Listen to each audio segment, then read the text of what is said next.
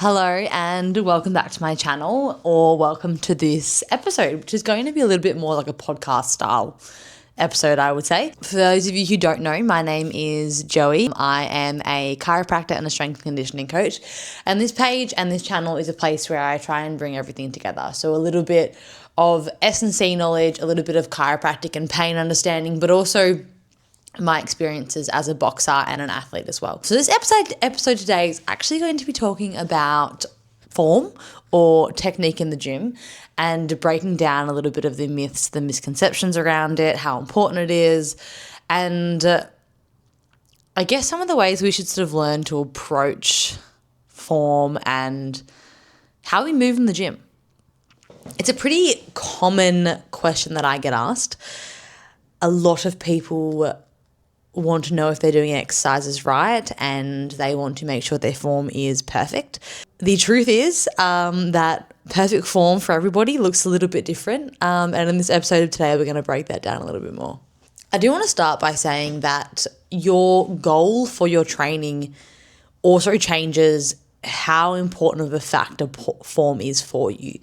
If your goal for training is bodybuilding and you're actually trying to target a specific muscle in a certain way, then yes, performing a movement perfectly or in a certain form becomes more important. Potentially, if your sport is weightlifting and you're an Olympic lifter, there are more efficient ways to move weight around in the bar or more efficient ways to perform a movement. So this can change where form comes in. In my line of work, it's a very common question that I get from people asking whether or not having a bent back in their deadlift is going to be detrimental, whether popping their knees over their toes when they squat is going to cause injury. These are questions that I'm really commonly getting, and people just don't really have the understanding, and they're worried that it's going to cause them pain, it's going to cause them injury, and it's going to cause them problems or harm down the track, and I can understand it. There is definitely, a lot of fear-mongering out there that makes you question whether or not your form needs to be perfect and can make you fear movement that isn't quote-unquote perfect. So that is the whole point of this episode. The plan is to dive into the truth about form, injury risk, and why chasing perfect technique might be holding you back.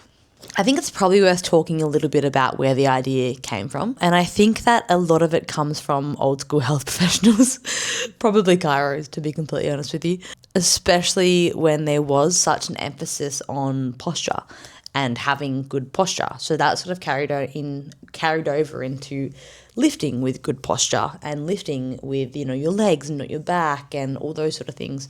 There's even all the marketing or all of the posters and infographics in workplaces that talk about lifting with your legs and not with your back and making sure that your spine is straight when you lift. I think that a lot of our fear around lifting without perfect technique or with potentially flawed technique sort of came from. It's interesting now because a lot of that has been debunked, and we now know that our spines are actually designed to bend. We can train and build very resilient and strong backs with bending the spine. And one of the biggest and most important factors is that we actually just progress things gradually and that we're not just going from 0 to 100. If you go from not lifting something and you lift it with, a very bent back, then yeah, of course, you're going to put yourself at risk. But potentially if you lifted that with a straight back and your legs, you still could have injured something. So it's more that you're going from 0 to 100 rather than lifting it with a bent back. I think as well, this sort of information and these infographics and workplace, strategies to try and breed safety have actually ended up just pathologizing movement. A lot of us have just become fearful of certain ways of moving or fearful of lifting heavy things, and it's actually stopping a lot of people getting strong, and it's putting people in worse positions where they actually become deconditioned and they become weaker and less resilient, which in turn makes us more likely to get injured. Let's have a little bit of a chat about, what the research says and what direction it sort of points us in. One thing that's really important to note is there is no one perfect form that is quote unquote safer or prevents injury. The thing is, injury is so multifactorial. A study by O'Sullivan et al. In 2013. This is a great study. It talks about all the factors that can actually contribute to pain and injury. And one thing that we're continuing to learn as time goes on is that injury and pain is just affected by so many factors. It's our stress, it's our diet, it's our lifestyle, it's our sleep, it's our training load, it's how quickly we increased our training load, it's what's going on in our social aspects of our life. It is so multifaceted, and one movement or one posture or one incident rarely explains all of it. And I think this can be really common or commonly explained with low back pain, for instance. People often come in to see me and they're talking about their low back pain and they're trying to figure out the one thing that caused it, right? And the one thing they think that has caused it, which may have caused it, it's obviously hard to say, but it's something they've done over and over again, and just on that one day, for whatever reason, it decided to cause them injury and cause them pain. And this is so, so common. And I think it's in those moments that I like to highlight to people that it's everything else that's going on around that moment. It's not just that exact thing. It wasn't just picking your keys up off the ground because you've done that 1,000,001 times. It's everything else around that contributed to that being the straw that broke the camel's back. And I think that is a very, very similar thing when it comes to lifting. If you are likely to get injured in the gym, it is usually a multifactorial thing. It's not just one movement that from then on you should always avoid, because that just snowballs into you avoiding certain lifting movements, avoiding lifting weights, and getting weaker, which just puts us in a position where increased risk of injury. So their study showed that there was no increased risk of back injury when lifting with a flex spine. And I think this can be seen a whole bunch when it comes to powerlifting, because some of the top powerlifters, when performing a deadlift, end up with a very, very curved back. But the thing is, right, they have trained that way. So they have trained their body to become strong in those positions. Obviously is leading to them lifting the most amount of weight, which relates to them being their strongest. There's a couple of things that are really, really important when it comes to preventing injury, or are just things that I stress a lot with clients and patients and try and, I guess, increase the importance of or their awareness of. One is load management. So I talk about this a lot, but if you go from 0 to 100, then you're putting your body under so much stress that it's just not quite ready to handle yet. And that is when injury is more likely to happen. If you can increase your load gradually, like through good quality, moderate progressive overload, then your body and your tissues have a chance to adapt as your load increases. One, you're getting stronger, you're getting fitter, you're getting more capable, but your body's also not put in a position where its capacity is lower than what you're trying to demand of it. Another thing is just consistency. Being consistent in the gym. You notice it even with your DOMs, so your delayed onset of muscle soreness. If you have time off the gym and then you go back to movements that maybe you've done 101 times, you're sore the next day. Your body is going through an adaptation that's under more stress than if you're performing that movement consistently. So consistency goes a really, really long way. It also goes a really long way in even just improving your ability to perform movements. Not only are your tissues and muscles and everything getting stronger and more resilient, but also you get better quote unquote form. So your squat may get deeper, your deadlift may feel stronger, your ability to perform that movement the same way over and over also improves. And your confidence. And your confidence goes a huge, huge way in terms of what you can and can't do and how strong your body feels while you're doing it.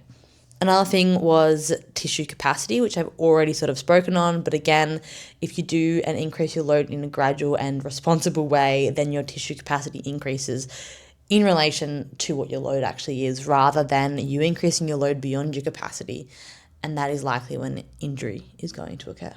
I also think that a really, really important part and really important thing for us as humans and athletes is movement variability. If we only ever do the one movement, then when we go and have to do something different, our body goes into a little bit of a shock and we're in that more vulnerable state again.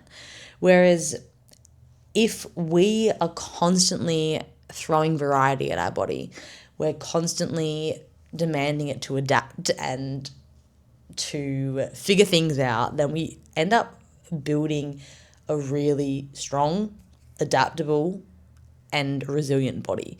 And that can go a really, really long way in preventing injury. I see it a lot, and that's being sedentary is obviously a huge thing, and a huge factor in terms of injury, but also just poor health. But those people that have a lot of variability in their training, that do a lot of things, hobbies, and just keep active in a whole multitude of ways, are very often less likely to get injured. And even when they do have injuries, they bounce back much quicker.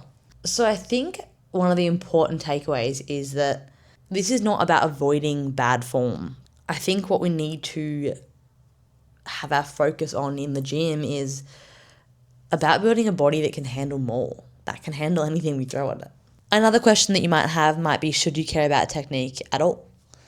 And I'm not saying that you should go into the gym and just completely throw technique out, because that's not a good strategy either, and it can also change the focus of your training and change the adaptations that you're going to get from your training.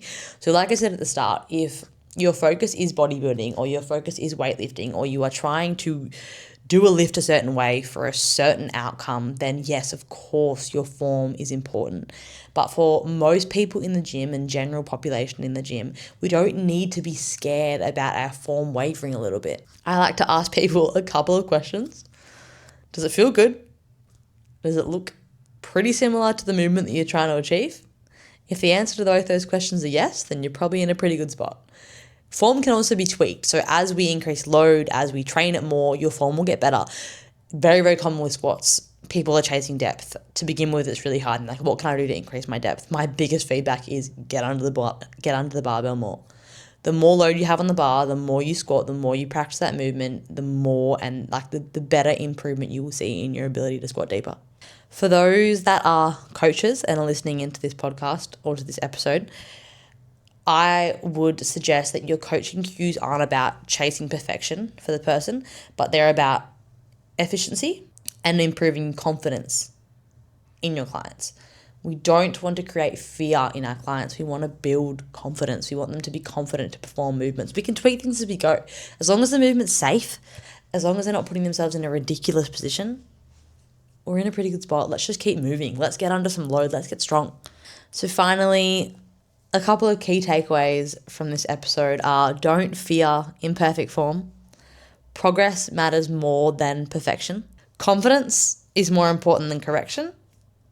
And if it's not painful and you're adapting well, you're probably doing just fine. If you have any questions at all, feel free to comment. Otherwise, send me a message and I'm more than happy to point you in the direction of other information or answer any other questions that you have. But I hope you guys enjoyed this episode. I'm excited to be able to pop out some more content like this that talks about some evidence, breaks down some myths in the health and fitness space, and also helps people understand pain a little bit more too. So yeah, if you liked it, I would really appreciate it if you could like and subscribe. And yeah, stay tuned for some more videos. I think the next one is actually going to be a vlog of us going to Vietnam.